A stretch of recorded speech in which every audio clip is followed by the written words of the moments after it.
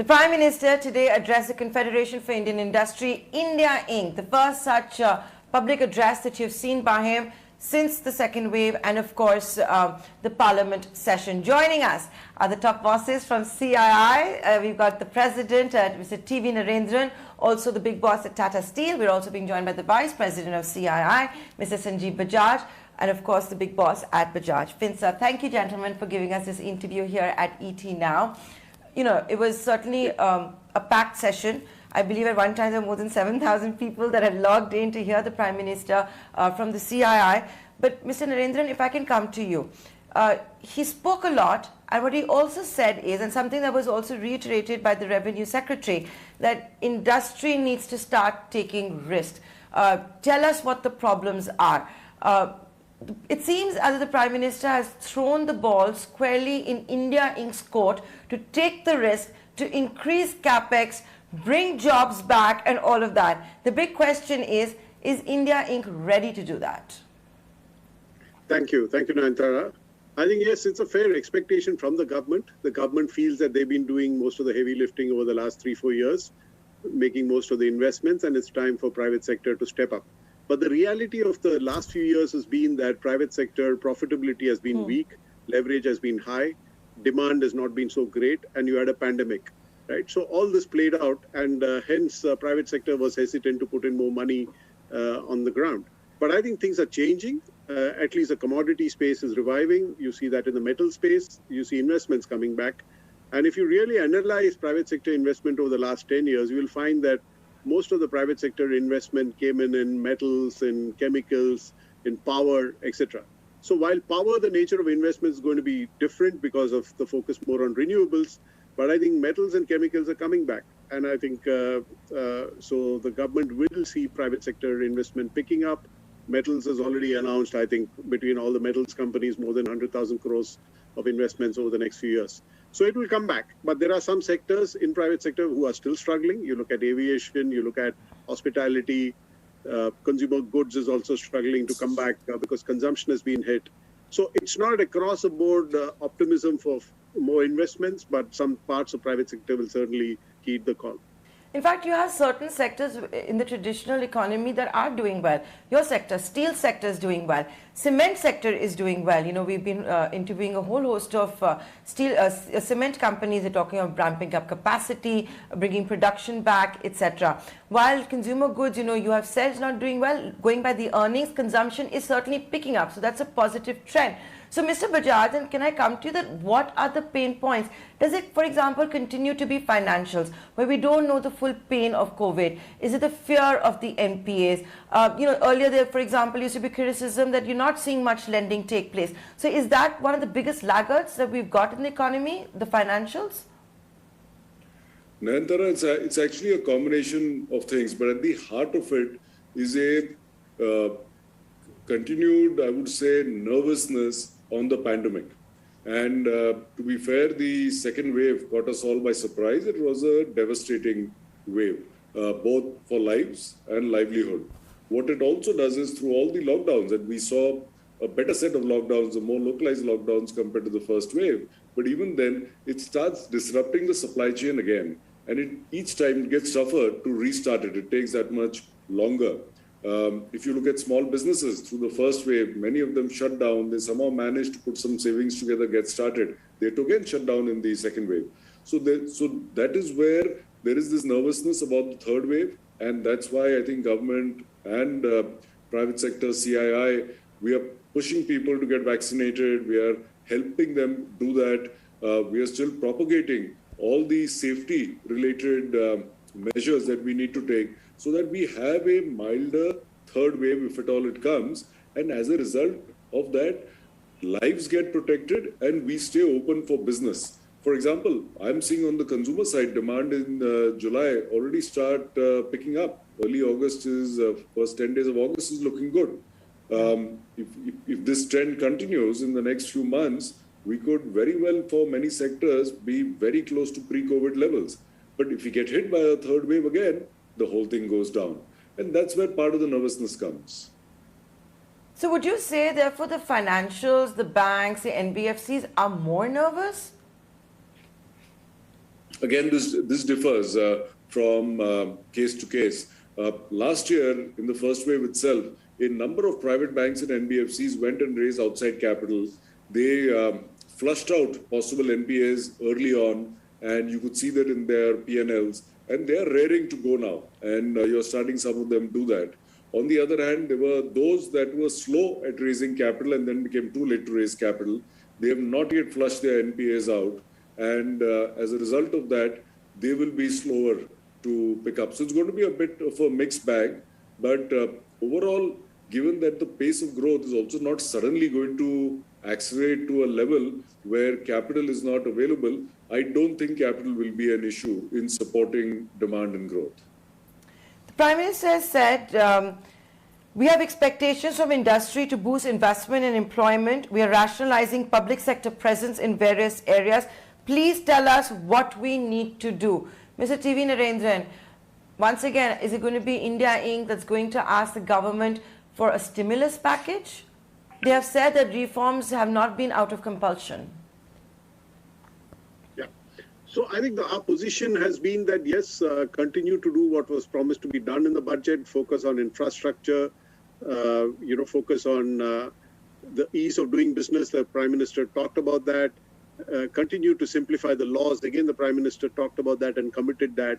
And I think what is important in the last few days is also about the retrospective tax, because one of the big complaints from investors outside India and in India has been policy stability, policy consistency, contractual integrity, and things like that. And I think these are areas which are also important to create an environment where people are less nervous, as Sanjiv puts it, about making investments. So I think the message from the Prime Minister was, yes, the government is willing to listen to you. The government has taken some politically brave decisions in the interest of industry, in the interest of investments, and hence the Prime Minister exhorted private sector to do the same, take some risks and make investments. So I think that's a tone of the message which is positive, that private sector is important, is a partner of government, and the government is willing to work with private sector to get. No, I think Mr. Narendran, I have to say one thing.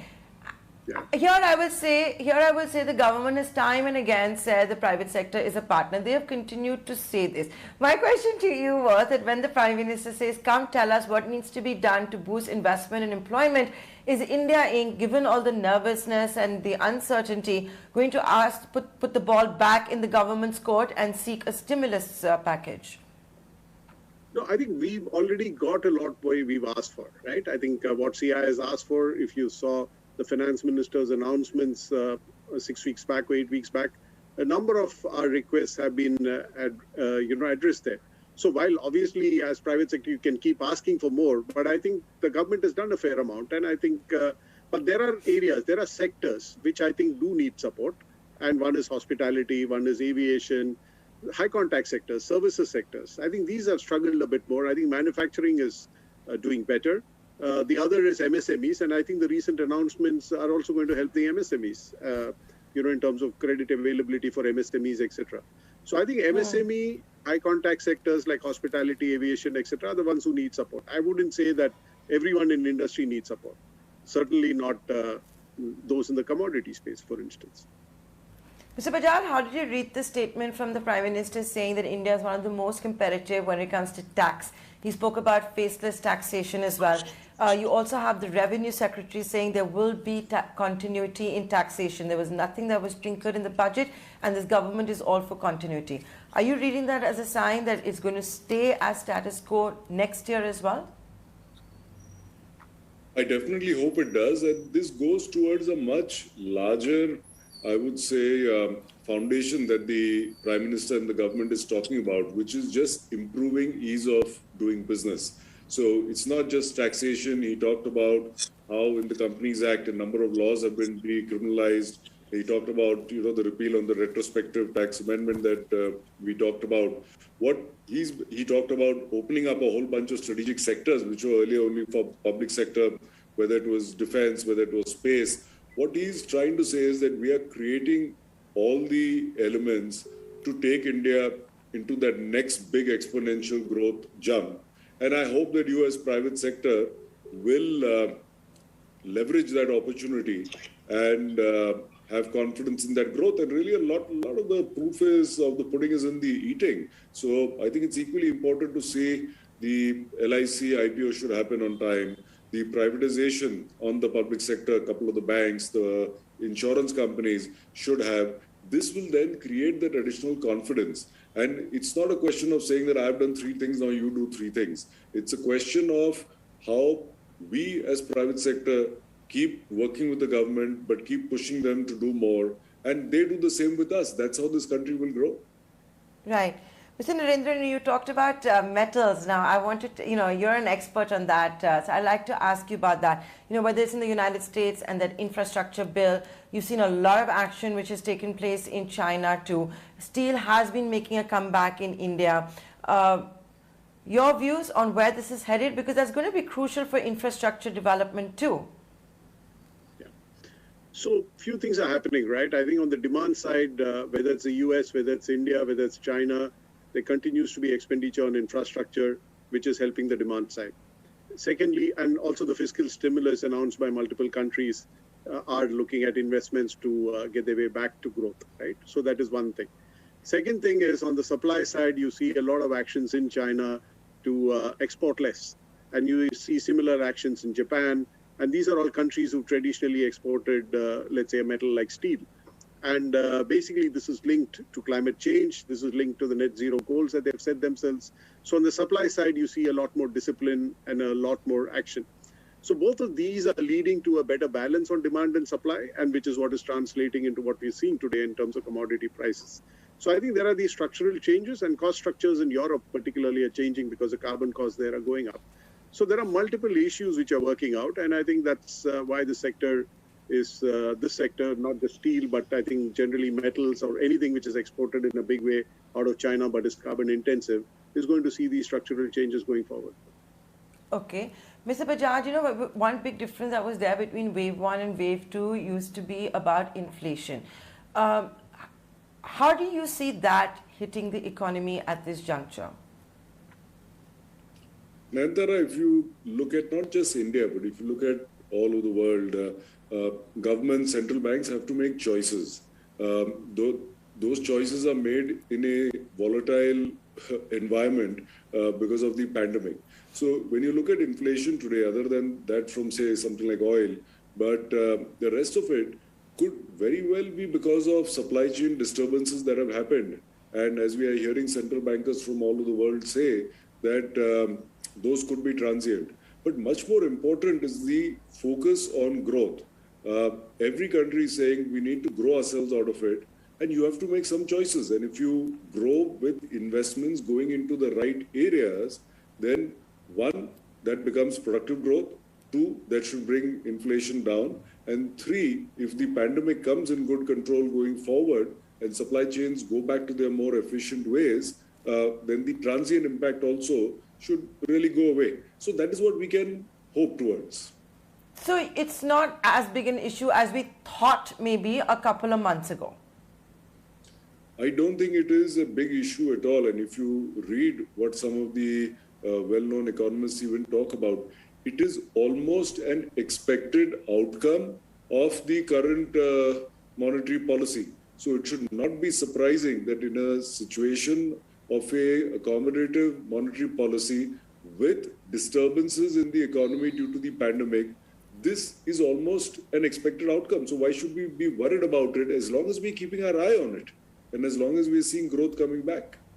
Okay, we're running out of time, so I'll take my final comment from Mr. Narendran. And both of you have been candid, but I'll just sum it up. Basically, the industry is going to be, Mr. Narendran, catch me if I've got it right, this is the gist. Industry is going to be in wait and watch mode simply because of the uncertainty that may come from the third wave. So right now, it's just business as usual, and maybe you will not take the kind of risk the Prime Minister wanted. No, I think I would put it this way. Some sectors are ready to take that risk. They are in a much better place. Some sectors are still waiting. I think that would be a better description of the situation. Not everyone is as nervous, as one fears. I think there are sectors, and I represent one of them, who's more positive and has already announced investments. So that will be like, let's say, infrastructure, real estate, consumer goods, but maybe not a hospitality, aviation, etc. Absolutely, absolutely.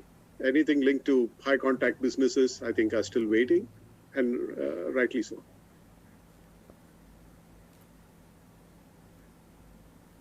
With that, Mr. Bajaj and Mr. Narendran, thank you so much for joining us and giving us your time on ET Now.